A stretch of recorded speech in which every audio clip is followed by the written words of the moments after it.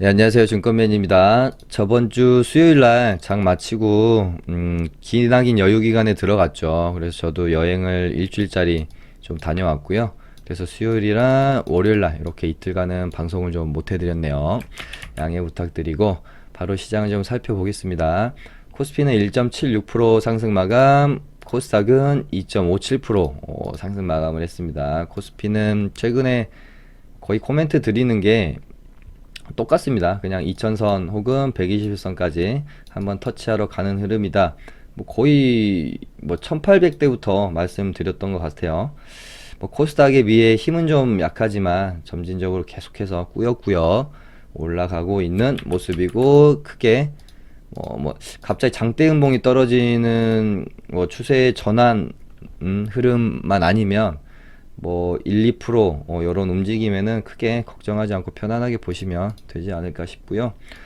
코스닥도 마찬가지로 저희 뭐 리딩반도 요렇게 이제 여기서 바닥 잡고 요렇게 올라오는 동안에 거의 비중을 50에서 100% 사이에서 왔다 갔다 했던 것 같아요.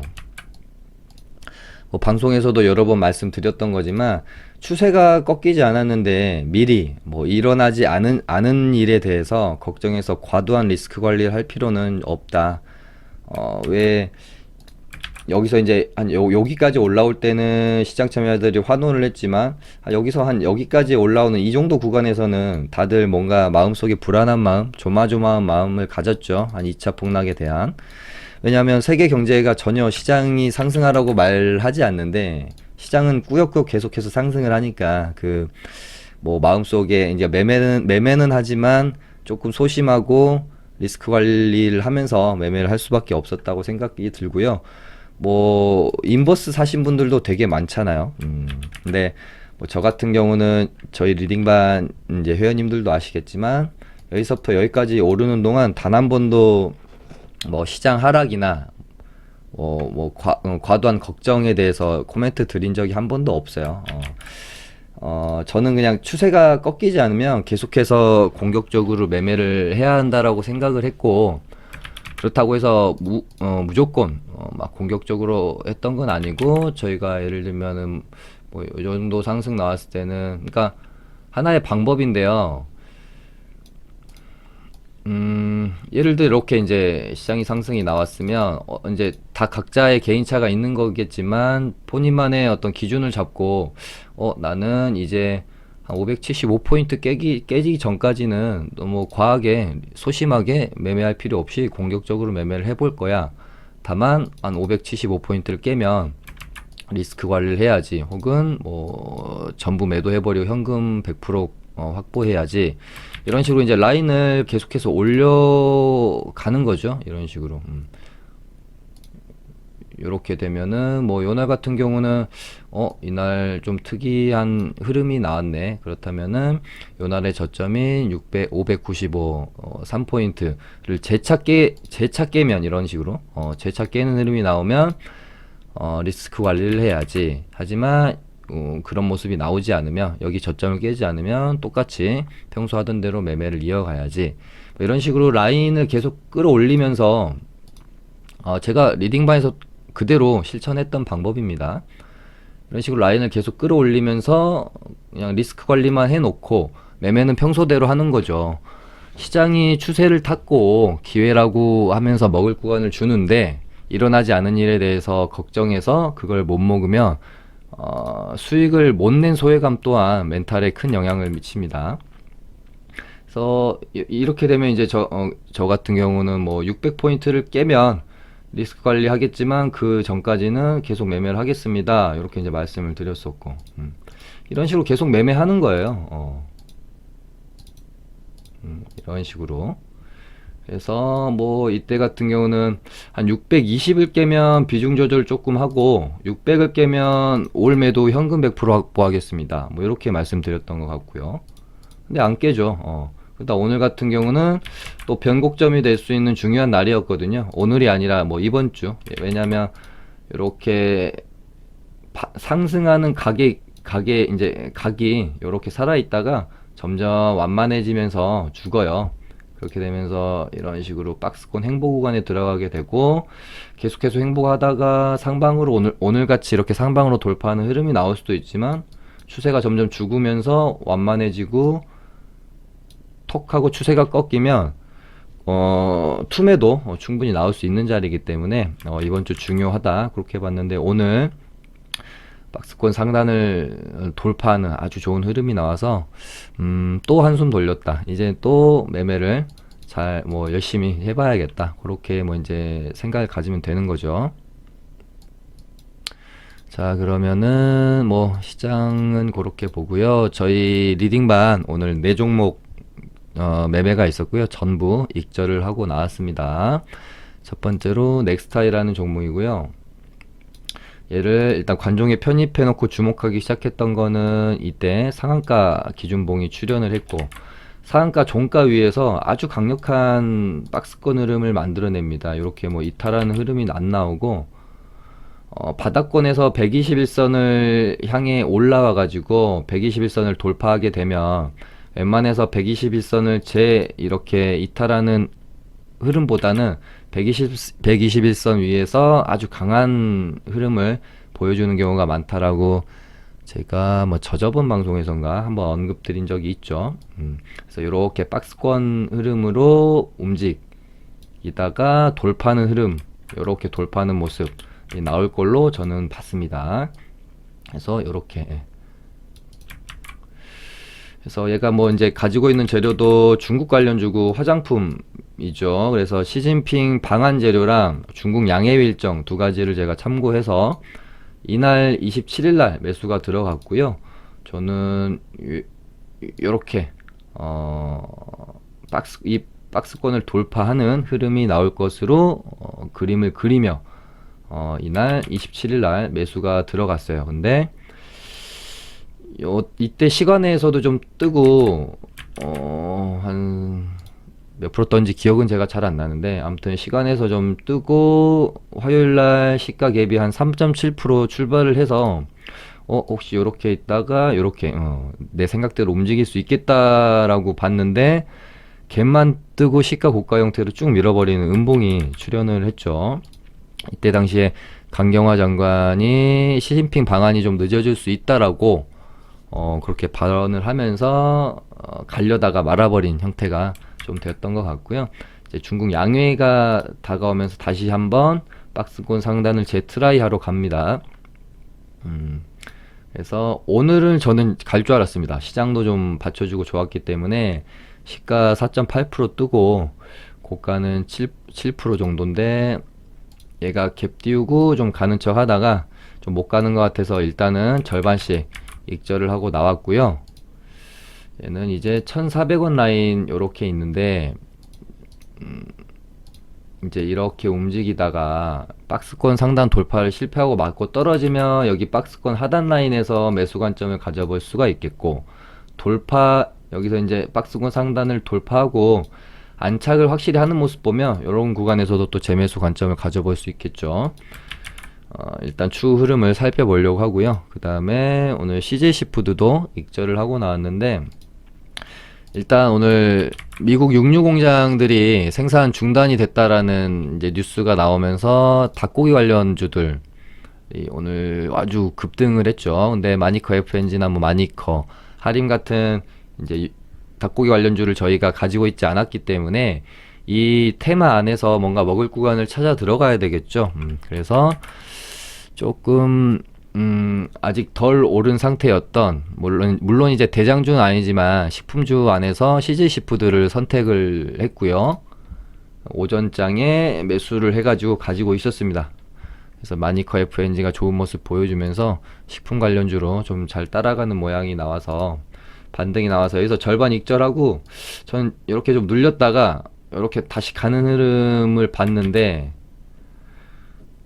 너무 과하게 좀 눌려버려 가지고 매수가까지 위협을 하더라고요. 그래서 절반 팔고 일단은 절반, 나머지까지 익절하고 추후 흐름을 다시 살펴보자. 왜냐면 얘도 넥스타이랑 비슷한 관점이에요. 얘도 이렇게 박스권 상단을 돌파를 해놓고 살짝 이제 눌림목 구간에 있다라고 하면 CJ 시푸드도 딱 요 가격대 4천 뭐 한 240원, 50원. 아니면 뭐 요 정도 가격대로 볼 수도 있을 것 같고요. 4천 한 300원? 예. 4,330원. 뭐 이렇게 봐도 되고요. 요 정도 가격대를 재차 돌파 혹은 이 라인에서 안착하는 모습이 나오면 다시 충분히 재공략 해볼 수도 있다. 그렇게 보고 있는 종목인데 CJ 시푸드는 움직임이 상당히 어려워요. 초보분들이 접근하기에 조금 양스러운 면이 있는 종목입니다. 그 다음에 링네트를 저희가 여기 5,300원 스물스물 이제 올라오고 있는 상황이었죠. 제가 오늘 오후에 어떤 종목들이 좀 강할까라는 생각을 좀 하다가 내일 뭐 이제 이건 뭐 그냥 제 생각이었기 때문에 뭐 원격, 언택트, 뉴딜 관련 쪽, 요 정도, 요쪽 애들이 움직임이 좀 있을 것 같다라는 느낌이 있어가지고 제가 링네트를 선택을 해서 5,300원 부분에서 이렇게 좀 매수가 들어갔고요. 매수하자마자 잘 올라서 뭐 배부르게 잘 먹었습니다. 다만 조금 아쉬운 것은 항상 이런 부분에서 제가 말씀드리는 이 단기 매매를 리딩으로 한다는 것에 대한 뭐 한계점이 존재하는 것 같아요. 분명히 저는 5,800원 부근에서 약간의 이제 고점 신호를 보고 매도 사인을 드리려고 했는데 쓰고 있으면 떨어지고 쓰고 있으면 떨어져요. 그러다 보니까 결국에 이제 매도 사인이 나간 건 5,750원 정도에 나갔어요. 이거를 1분봉으로 보면 5,800원 구간에서 제가 고점 신호를 보고, 그러니까 뭐 개인 매매였으면 여기서 팔았을 겁니다. 5,800원에. 근데 이제 채팅을 쓰고 있는데 떨어지고 쓰고 있는데 떨어져서 아무튼 가격까지 드렸던 건 5,750원 라인이었는데 보시고 대응까지 하는 시간을 제가 참고하면 뭐 잘 팔아봤자 5,700원에서 5,650원 라인에서 팔지 않으셨을까? 이제 그런 생각이 들어서 좀 아쉬워요. 훅 올랐다가 훅 떨어져 버리니까. 어찌됐건 이제 종가상은 다시 말아 올려주긴 했는데 시간에는 또 떨어지네요. 아무튼 링네트 아주 짧은 시간 안에 시원하게 잘 먹고 나왔습니다. 이렇게 됐고, 그 다음에 윌비스고요. 윌비스는 저희가 오래 가지고 있었어요. 얘도 뭐 패턴은 똑같습니다. 이런 식으로 박스권으로 봐도 되고, 변동성이 이렇게 크다가 점점 이렇게 줄어들면서 수렴의 과정으로 들어가게 되죠. 이렇게 수렴의 과정에 있다가 이렇게 고개를 들면서 방향 전환을 이뤄낼 수 있고요. 반대로 고개가 꺾이면서 이렇게 드랍이 나올 수 있는, 항상 수렴이란 건 그래요. 수렴의 꼭지 구간에서 방향을 어떻게 잡느냐에 따라 급등 혹은 급락으로 이어질 수 있는 거거든요. 그래서 윌비스도 어떤 수렴의 과정일 수도 있고 이렇게 그냥 박스권으로 볼 수도 있어서 저희가 27일날 종가 베팅으로 들어갔어요. 27일날 요날 이렇게 움직이다가 이렇게 가다가 이렇게 뿅 할 걸로 본 거죠. 근데 며칠 동안 좀 움직이지 않았고 뭐 일자리 관련주들에 대한 움직임이 한 번쯤은 나오지 않을까라는 마음으로 좀 지켜봤는데 한 3일 4일 동안 좀 답답한 흐름이었죠. 하지만 결국은 오늘 고개를 좀 드러내면서 여기 꼬리 빼면 중요한 좀 뭐 라인이라고 봤던 1,550원 라인 정도를 일단은 돌파해서 얘는 웬만하면 좀 가는 흐름으로 나올 수 있겠다, 그렇게 하고 좀 홀딩을 해서 지켜봤는데 종가에 일단은 정리를 좀 했습니다. 왜냐하면 저희가 비중이 상당히 있었어요. 그래서 자꾸 그 종목을 끌고 가기보다는, 그러니까 종목도 많고 비중도 꽉 차 있을 때는 자꾸 뭐 이제 몇 프로 더 먹으려고 종목을 끌고 가기보다는 잘 이렇게 회전율을 높여주는 것도 하나의 방법이라고 생각을 해서 그냥 뭐 수익 줄 때 챙기자라는 마음으로 윌비스도 익절을 하고 나왔네요. 이렇게 네 종목을 수익을 냈습니다. 아무튼 일단 마니커 FNG가 오늘 시장에서는 대장 테마가 아니었나 그렇게 보고 있고요. 거래 대금은 사실 조금 약하긴 한데 좀 더 실렸으면 좋았을 것 같긴 해요. 시간에서는 풀려 있는 상황이고요. 아직 30분 정도가 남았으니까 결과는 뭐 어떻게 될지 모르겠지만 아무튼 최근에 이 상한가가 녹록치 않은 거는 사실입니다. 상한가 들어가고 꼭 잠궈 놓고 다음날도 시원하게 시세를 주는 경우보다는 가더라도 뭐 풀렸다 잠궜다 풀었다 잠궜다 하는 경우 많고, 그래서 조금 뭐 이제 최근에 상한가의 트렌드는 좀 그런 것 같아요. 아무래도 시장이 좋기 때문에 개인들이 너무 많이 따라 붙으니까 좀 많이 흔들어내는 경향성이 있는 것 같습니다. 요 재료는 저는 상당히 괜찮다고 보고 있고요. 아주 이렇게 단기간에 뭐 그냥 반짝하고 죽을 만한 재료보다는 조금 흐름이 이어질 수 있지 않을까 생각을 해서 상당히 좀 좋게 보고 있어요. 일단 마니커, FNG 마니커, 그다음에 뭐 하림도 있고 뭐 CJ 시푸드도 있고 뭐 여러 가지 종목들이 좀 많이 있습니다. 그다음에 오늘 오전장에는 SK 바이오랜드가 시장을 어떤 뭐 주도했던 대장이라고 보시면 될 것 같고, 이제 뭐 같이 하긴 했는데 아무튼 SK 바이오랜드랑 마니커, FNG 이렇게 두 종목 정도가 오늘 시장의 스타주, 주도주 정도로 저는 보고 있네요. SK 바이오랜드 같은 경우는 일단은 명확하게 이런 뭐 뉴스로 오른다라고 나온 게 없어서 일단 뭐 추측하기로는 뭐 SK 바이오팜 상장 이제 일이 다가옴에 따라서 그냥 오른 게 아닌가라는 정도로 추측만 일단 하고 있고요. 얘도 그 종목의 특성이 오를 땐 시원하게 오르는데 내릴 때는 또 자비 없이 내리는 경향이 이렇게 있어요. 그래서 상승 추세 안에서는 과감하게 매매를 하지만 이렇게 눌림이나 하락 추세에서는 조금 조심히 매매해야 할 필요가 있다라고 느껴지는 뭐 이제 종목이긴 하나, 어찌됐건 바이오팜 상장 기대감, 이제 상장 기대감이 살아있는 한, 뭐 기대감이 살아있는 게 아니죠. 상장은 하게 되니까. 근데 상장일 뭐 전으로는 계속해서 지켜볼 필요가 있겠죠. 상반기 안에 뭐 이제 상장할 거라는 이야기가 많았는데 뭐 이제 뭐 6월 곧 있으면 이제 6월이고 해서 명확한 어떤 기일은 뭐 지금 나와 있지는 않은 상태입니다. 아마도 상장일이 확정이 되면 그때가 뭐 시세에 거의 뭐 이제 뭐 재료 소멸이 될 수도 있기 때문에 조금 조심하시는 게 또 좋을 것 같아요. 그러니까 어떤 그 기대감을 앞두고 상승이 좀, 그러니까 조금 상승하다가 그 뭐 이제 재료에 대한 그 기일이 딱 정해지면 요렇게 뿅 하고 폭발적인 상승, 그리고 나서 뭐 재료 소멸 이렇게 들어가는 경우가 많고, 어떤 그 날짜가 정해지기 전에 좀 과한 상승을 보이면 날짜가 정해지는 순간에 그냥 재료 소멸로 이렇게 뽕 죽어버리는 경우가 많기 때문에 요거 잘 참고해서 이제 흐름 지켜보고 매매하시면 될 것 같고요.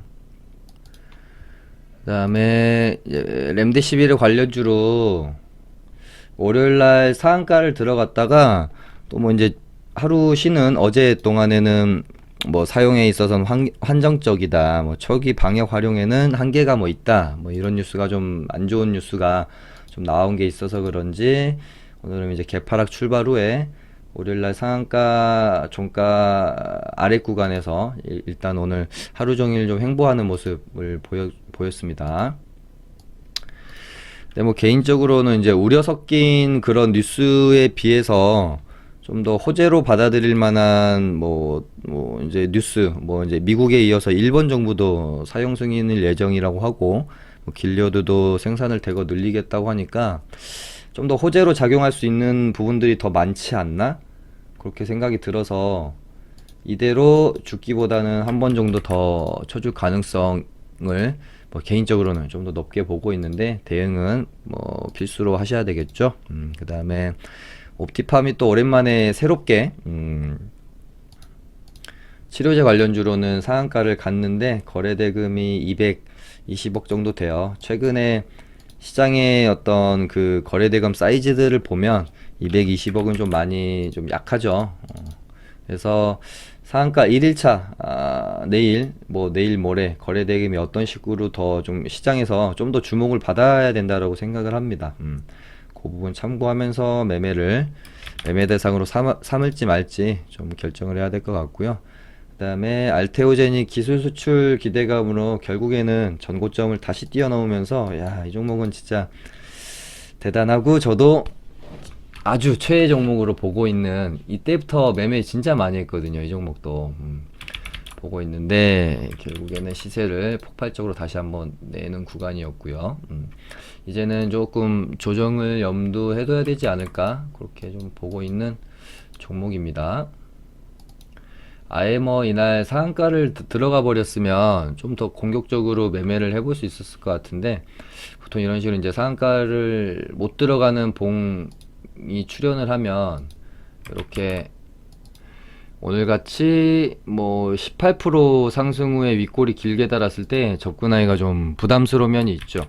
완전히 이날 상한가를 닫아버렸다면, 예를 들어 이렇게 좀 봉이 형성이 돼도 거래량이 혹시라도 이렇게 터졌다거나 하면 아직 이제 정리해야 될 물량이 남아 있음에 대한 뭐라 그럴까요? 그런 이제 믿음을 가지고 매매를 해볼 텐데, 상한가를 이제 알테오젠 같이 못 들어간 상태에서 이렇게 윗골이 달린 봉이 출현을 하면 조금 이제 부담스러운 면이 있다. 뭔가 좀 믿을 구석을 가지고 매매를 해줘야 되는데, 그런 부분에 있어서는 조금 타점을 하나 완전히 좀 보수적으로 밑에서 잡는다든가 비중을 좀 줄인다든가 하면서 접근을 해야 되는, 해야 하는 게 좀 더 안전한 매매가 아닐까 싶습니다. 그 다음에 아무튼 오늘 SK 바이오랜드, 알테오젠, 옵티팜 이런 애들 때문에 그런지 바이오 관련주들이 괜찮았죠. ABL 바이오도 아까 좀 상승이 나왔던 것 같은데, 그랬고 현대바이오도 얘는 아직까지는 슈팅이 나오진 않았네요. 셀리버리가 월요일날 좀 멋있게 양봉을 뽑아내고 오늘 오전에 이제 신고가를 다시 갱신하는 10만원까지 잠깐 뛰어넘는 모습이 나오더니, 장중에 음봉이 떨어지면서 눌림을 주는데 뭔가 좀 과해요. 결국은 장대 음봉이 나오면서 월요일 상승분을 전부 반납하는, 야, 이걸 어떻게 해석해야 될지 참 이제 내일이나 내일 모레 흐름을 좀 더 이어봐야 되겠지만, 얘도 보시면 패턴 자체가 좀 그렇죠. 이때 보시면 이때도 장대 한번 뽑아내고 반등 없이 양봉 뽑아낸 끝까지 죽여버렸다가 다시 이런 식으로 되돌림 반등 나온 다음에 결국은 전고점 돌파시키고요. 이때도 그랬죠. 이때도 장대 한번 뽑아낸 다음에 이틀간에 걸쳐서 장대 양봉 시가 저가 부근까지 그냥 쳐내려버린 다음에 다시 한번 여기 전고점까지 말아 올리는 모습. 이때는 이제 장이 폭락장이었기 때문에 제외를 이제 시키더라도요. 아무튼 또다시 한번 그런 패턴으로 주가를 롤링할 가능성이 좀 크다라고 보여지고, 저는 한 8만원까지도 뺄 가능성 충분히 있다라고 봐요. 그래서 얘가 이런 식으로 뺐다가 하루 이틀 이렇게 있다가 다시 전고점을 돌파한다라고까지는 제가 말씀드릴 수는 없겠지만, 한 9만원 정도까지는 그래도 되돌림 반등이 한 번은 나오지 않을까, 그렇게 좀 보고 있는 종목이고요. 얘가 진짜 만약에 8만원까지 빼고 이렇게 이제 떨궈버리면 이거는 여기가 역사적 고점이 될 수 있는 확률도 충분히 높지 않겠느냐, 그렇게 봐서 좀 조심하면서 보시면 될 것 같습니다. 아무튼 한 8만원은 깨지 않고 추세를 좀 이어가주는 게 중요할 것 같네요. 그 다음에 여름 관련주들도 최근에 상승률이 좋았고요. 얘네도 이제는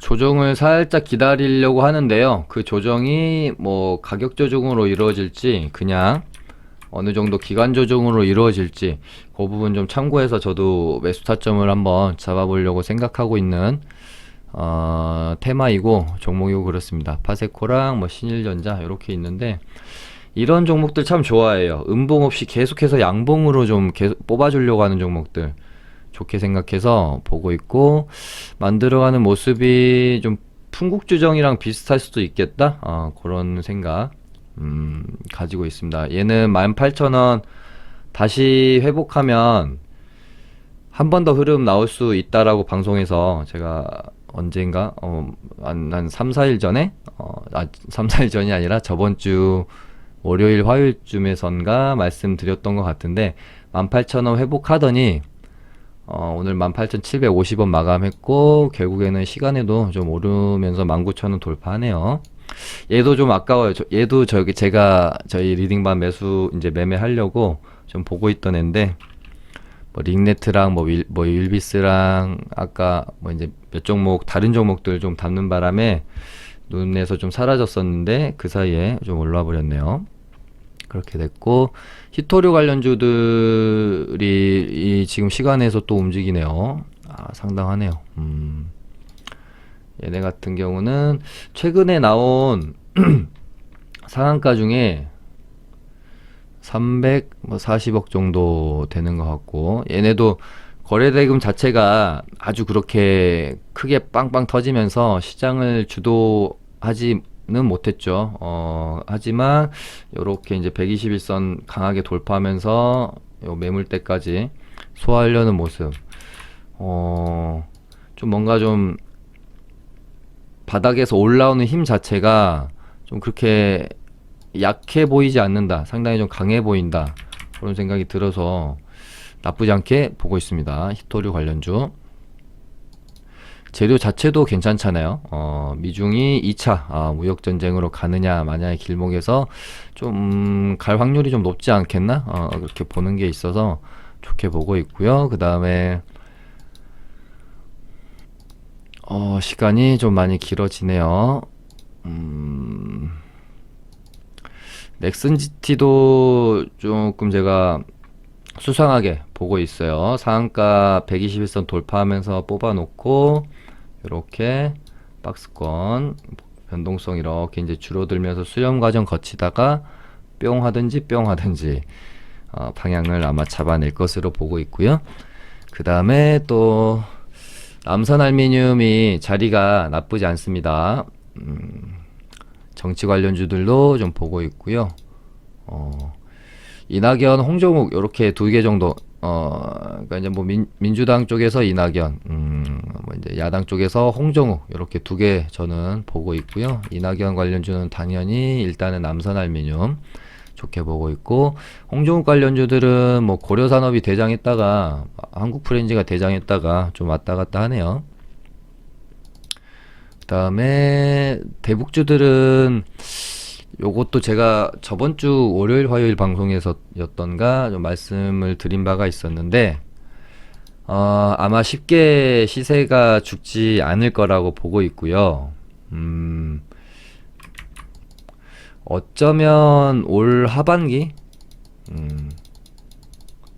어쩌면 이건 그냥 개인적인 생각입니다. 어쩌면 지금이 이제 5월 달이고 2020년이 뭐 이제 6월이 되면 이제 하반기가 되니까, 어쩌면 그냥 가지고 있는 생각이고요. 상상입니다.